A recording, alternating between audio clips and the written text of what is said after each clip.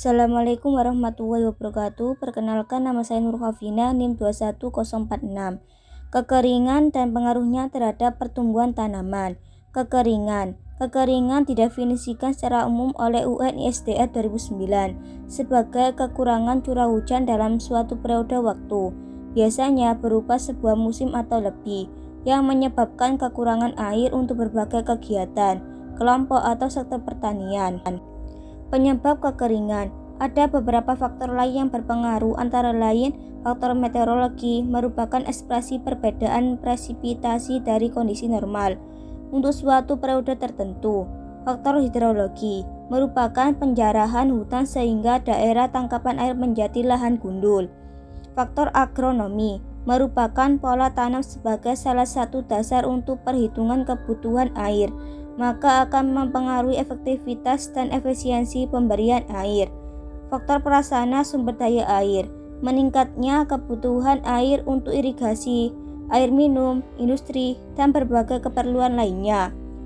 Faktor penegakan hukum merupakan kurangnya kesadaran masyarakat atau aparat dan belum terlaksananya penegakan hukum secara tegas, menjadi salah satu faktor yang mengakibatkan konflik kekeringan, yaitu pencurian air dan prasarana sumber daya air. Faktor sosial ekonomi merupakan tingkat sosial ekonomi masyarakat di sekitar sumber air, mempengaruhi tingkat partisipasi pelestarian sumber daya air dan lingkungannya.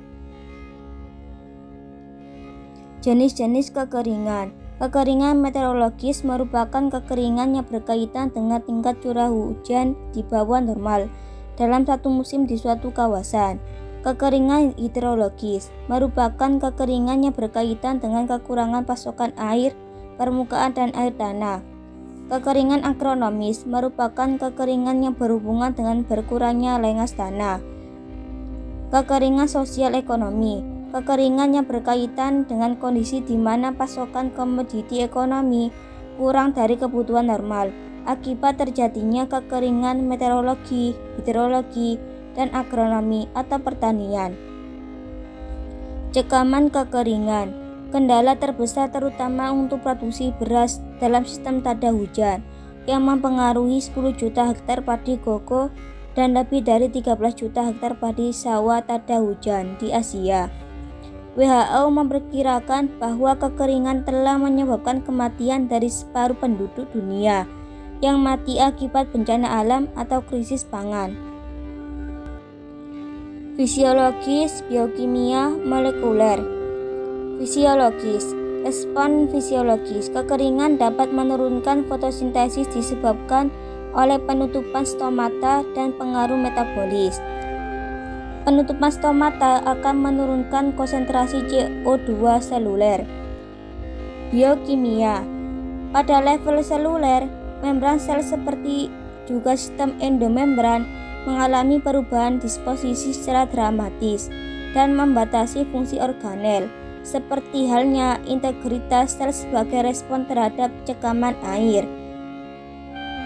Ketika sel terkena cekaman air, rigiditas dari dinding sel akan menyediakan perlindungan secara mekanik. Molekuler. Terjadi perubahan dalam pola ekspresi pada tanaman yang mengalami kekeringan, mulai dari gen yang produknya berperan dalam respon awal, seperti sinyal transduksi, faktor transkripsi, dan translasi, sampai pada gen-gen yang responnya di ujung, seperti transport air, keseimbangan osmotik, stres oksidatif, dan perbaikan dari kerusakan. Sekian dari saya. Wassalamualaikum warahmatullahi wabarakatuh.